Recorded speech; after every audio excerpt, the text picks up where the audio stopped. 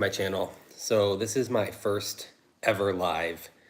And the reason I'm doing a live is because there's someone I follow named Travis, the Economic Ninja, and he challenged his subscribers to post every day for 10 days and to really stretch themselves.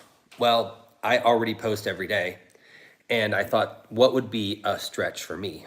And what would be a stretch for me is going live, because I'm kind of a little terrified that I'm going to say something stupid or make a mistake. There's a friend of mine, and he jokingly, I don't know if it was joking or not, but he said for him it's open foot, insert mouth, because he can't even say the right thing and he makes all kinds of mistakes. And that's what I feel like on live is going to happen to me. So what Travis challenged us to do was to show the things that we've learned in our life, the ways that we've grown, or maybe the mistakes that we've made. And a little bit of my background is I'm in full-time missions, which means that my wife and I, my family, we don't get an income. We are relying on donations of others. And so one thing I learned when I first got into that was how much faith that actually required.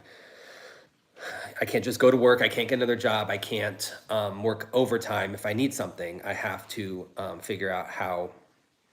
I have to pray about it. I have to talk to potential donors. If there's a project, I have to fundraise for it before I can do it. And that was a big stretch for me at first.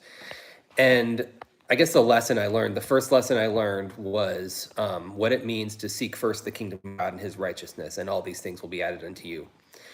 So in Matthew 6:33, that's what it says. Jesus at toward the end of the Sermon on the Mount, he says, "Seek first my kingdom and my righteousness, and I'll add these things onto you." He's talking about things like food and clothing and your daily needs, not for us to focus on that, but to focus on him and his kingdom. And how I learned that was I was in a really busy season of meetings with people, talking to them about ministry and what our ministry was going to look like and why they should pray about supporting it.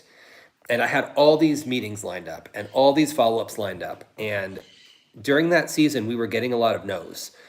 A lot of people were saying, no, we would not like to support you financially, but instead we would like to support you in prayer, which is awesome. Prayer is just as needed as the finances in this ministry. But it was frustrating for me because I was hoping to get to the mission field sooner. And what happened on this particular day was we were going to a church, and a lady from that church had just, it's going to be a little hard to tell this story without getting a little emotional, but she had just had her basement flood. And, oh, that's another reason why I'm terrified of live, because I get emotional really easily. She had just had her basement flood, and she posted on Facebook that she needed people to help clean up the water.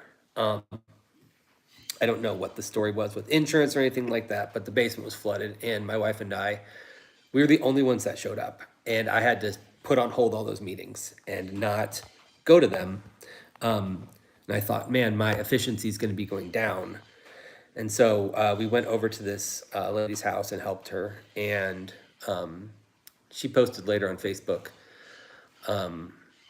We worked all day with her, getting the water out and cleaning things up. And she posted later that day on Facebook that 2 angels showed up and helped her through what she was going through.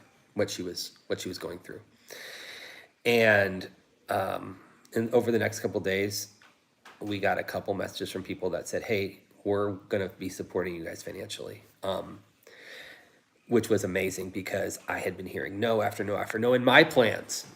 But the day that I decided to put God's kingdom first was the day that God really, really drove home what that means to seek first the kingdom of God. When we seek his kingdom first, he worries about the details of what's going on with us, what our needs are. And seeing that firsthand and knowing that now, that's the lesson I learned.